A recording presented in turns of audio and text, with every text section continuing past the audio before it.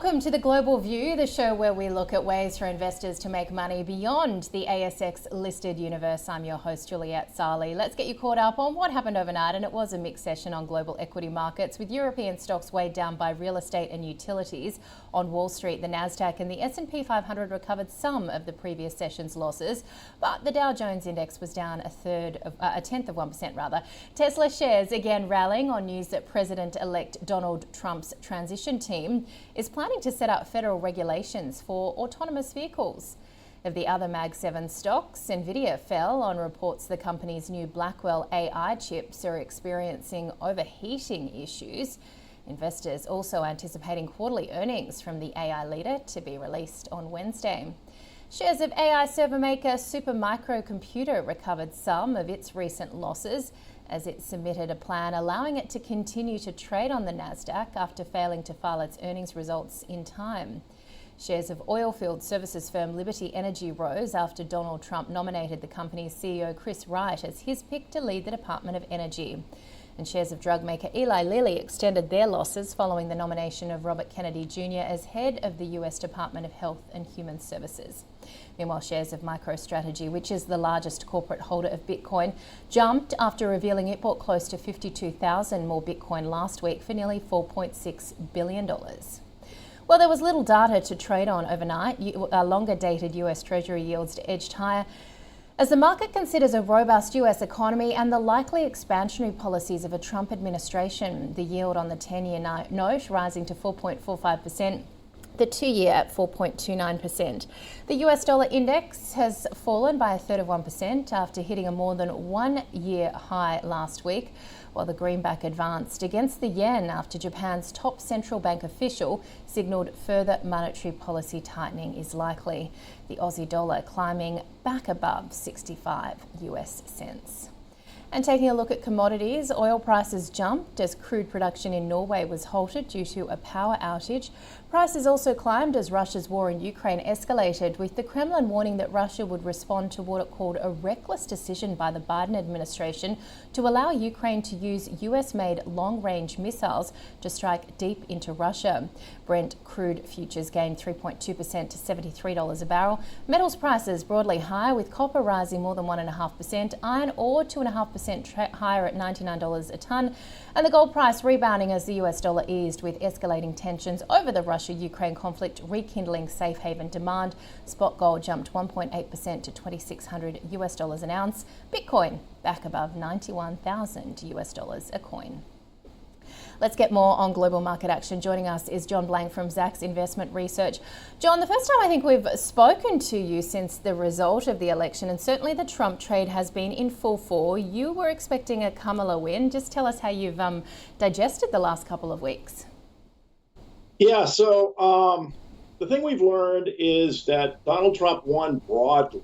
He won broadly, so there was a broad effect that I didn't pick up on, but he did win narrowly. So it wasn't a mandate of any sort. You'll hear about it from his side, of course, that it was a mandate, but it was a broad win. That's the thing that was interesting. So the consensus is, and the one I think is correct, is we were a developed economy, and like every other incumbent administration in those developed economies, the cost of living crisis from inflation hit everyone. And so I do think Kamala Harris ran a good campaign. I do think she pulled in more voters in the swing states like I thought. I did see the abortion rulings, pass in a lot of areas. I know that was of concern to the women of this country, but at the end of the day, there were so many people who said, hey, I just am not doing as well as I used to because of inflation, and I'm voting on that regardless who's caused it. So that was the part I missed. And that's a COVID effect. We hadn't seen an incumbent effect like this going back to 1905, so 120 years of data. But there's no question that COVID had another broad effect across all developed economies, which will likely now include Australia, which is that incumbent parties are taking the hit for the inflation. Yeah, you make a really good point that it was probably the cost of living crisis that did cost the Democrats the overall election. When we look at the market action, though, there has been a lot of movement in bond yields, a lot of movement in equities, and a lot pricing in what these potential America First policies are going to mean. We're looking very closely in terms of a trade war implication to Australia too. How do you play that, John? Do you continue to play the so-called Trump trade? We're waiting on the Treasury pickup here, and it's broadening out. A lot of different people are getting calls, people that you wouldn't think getting calls. So a lot of my belief in what the Trump trade will look like will depend on who that Treasury Secretary is. If we get somebody who puts some pushback in, has some spine in for holding back on the tariffs and actually holding down some of the tax cutting that everybody expects, then we might get a different Trump trade than a Trump trade that is the more traditional one, that he stays with Trump, raises tariffs, cuts taxes, and all the rest. So it remains to be seen, Juliet, on who is the Treasury Secretary. And I think we've got to wait on the new Trump trade because, in fact, if you look at the Nasdaq, you look at the S&P and the Dow over the last month, it's basically flat now. It did, surge after the election, but now it's back to flat because everybody's in this uncertainty phase of, yeah, we know the president, but we don't know who the Treasury Secretary is.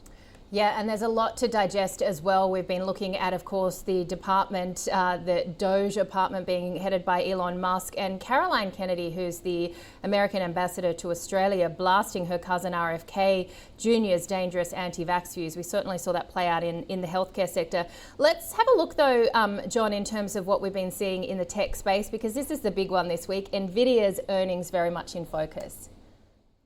Yeah, absolutely. I mean, Nvidia could take this market down or up, based on what it does. We know about Supermicrocomputer, which is, one of the follow-on names, blew up, but that probably doesn't have an effect on this company. So you can look at that chart right there of this year. It's pretty much a bull market in this stock, and you got to expect that to continue. So I think, broadly, we got to expect Nvidia after the market closes on Wednesday to report pretty well and to deliver the market's upside. But absolutely the case here, if they don't, this can go down dramatically. So that's not a Trump trade. It's a trade that's been going on from the AI, surge for the last year and a half.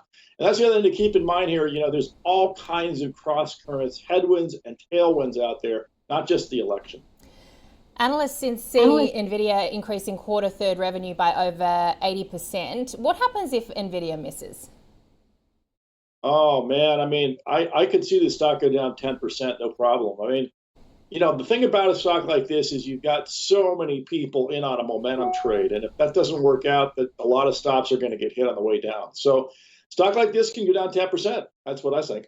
All right, let's talk about the other big mover that we've seen since the election result, and that is cryptocurrency on expected softer regulation, if you will. Does Bitcoin then get to 100,000? It's at 91 already.